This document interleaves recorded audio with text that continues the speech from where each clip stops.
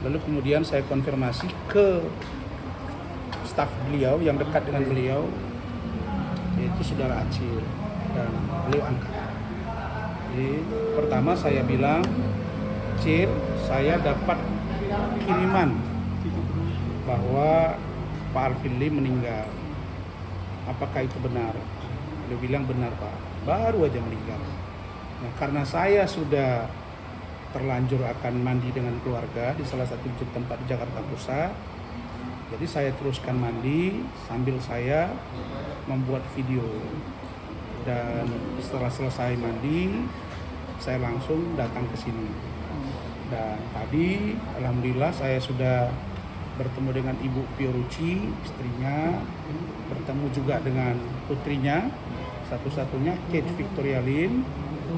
Dan saya tadi menanya, saya tanya apa sakit beliau, dan tadi dijelaskan bahwa tadi pagi posisinya drop.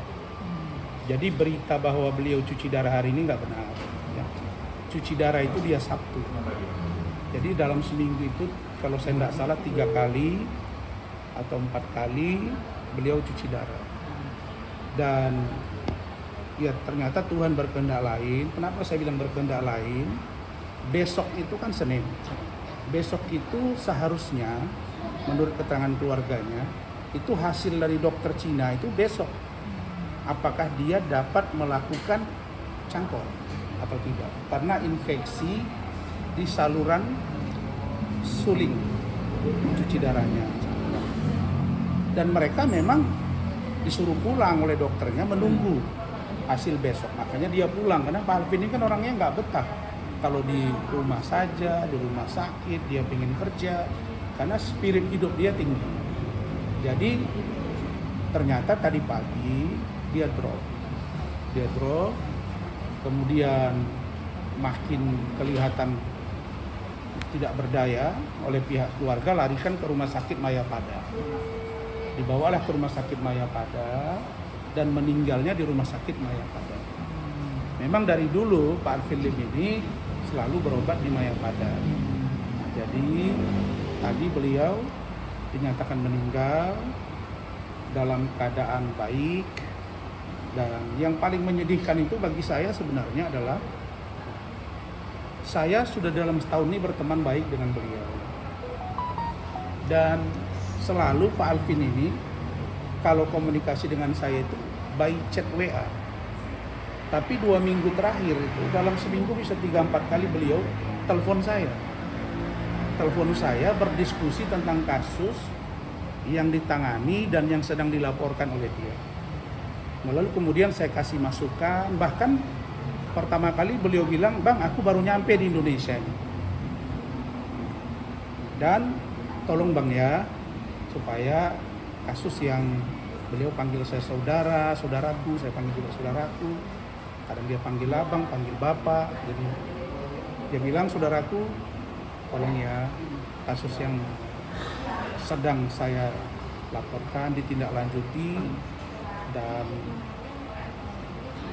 kalau nanti ada perdamaian itulah yang saya mau." Dia bilang pesan ke saya, ini saya buka saja, "Bang, tolong hubungi Pak Herwanto. Saya ingin berbaikan dengan beliau. Tolong hubungi Novi.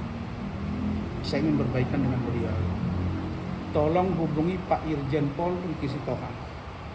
Saya ingin berbaikan." Itu semua dia sampaikan. Dan itu saya teruskan. Boleh kalian tanya Bang Riki, saya telepon 1, 2, bahkan sampai 3 kali mengajak Bang Riki duduk.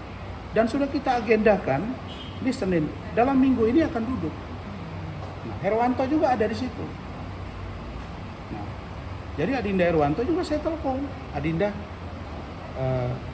kita duduk ya dengan Pak Alvin Lim." "Oh siap Bang." Nah, jadi ini sudah semuanya menyatakan bersedia. Pak Alvin Lim pun dia dengan senang, "Oke Bang, kalau bisa secepatnya." Nah kemudian juga Bang Riki juga. Nah ini Bang Riki juga akan datang ke sini. Kemudian Herwanto juga datang ini. Nah, Novi juga udah kita komunikasikan. Nah, ternyata Tuhan berkehendak lain.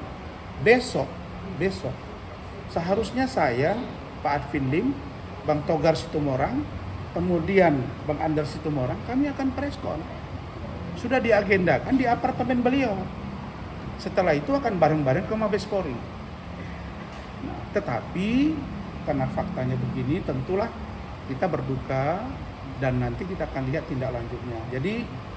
Jadi saya melihat dari sosok seorang Arvin Lim adalah seorang yang pemberani, yang konsisten. Banyak orang yang bilang dia nekat, dia ngomong A, B, C keras tanpa tedeng aling-aling. Saya pernah tanya ke beliau, saudaraku ngomong begini itu keras banget loh. Ini kan bisa jadi itu fitnah. Udahlah bang, apa yang saya alami, apa yang saya rasakan itu yang saya omongkan. Biar sejarah yang mencatat apa yang saya sampaikan ini. Itu kata beliau.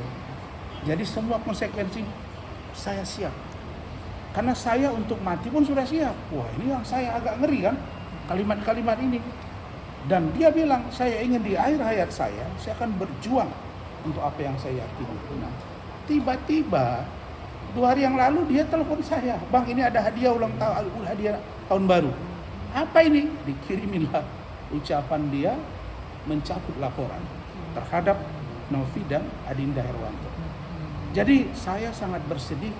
Kenapa? Karena di ujung dari kondisi yang sedang ribut ini, beliau sudah bermurah hati dan semua orang bermurah hati untuk duduk. Tapi ternyata kita bertemu justru untuk mengantar beliau ke tempat peristirahatan terakhir. Jadi itu, dan saya pun masih berpakaian seperti ini karena saya memang keluar rumah pakaian begini lalu mandi dan akan begini. Jadi saya nggak mungkin lagi balik ke rumah saya langsung datang ke sini. Kira-kira begitu. Ucapan doanya bang, ucapan doanya. Saya yakin Pak Arvin Lim adalah orang baik dan Tuhan insya Allah akan memberikan tempat terbaik buat beliau.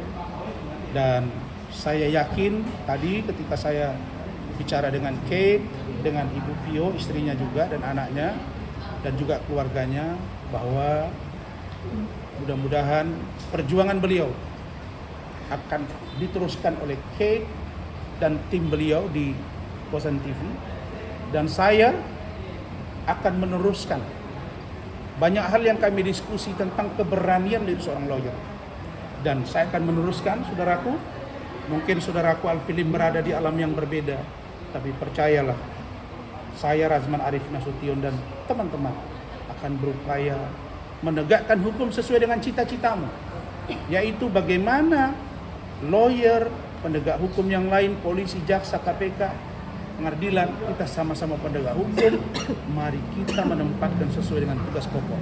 Itu yang selalu kami diskusikan. Begitu. Oke. Terima kasih.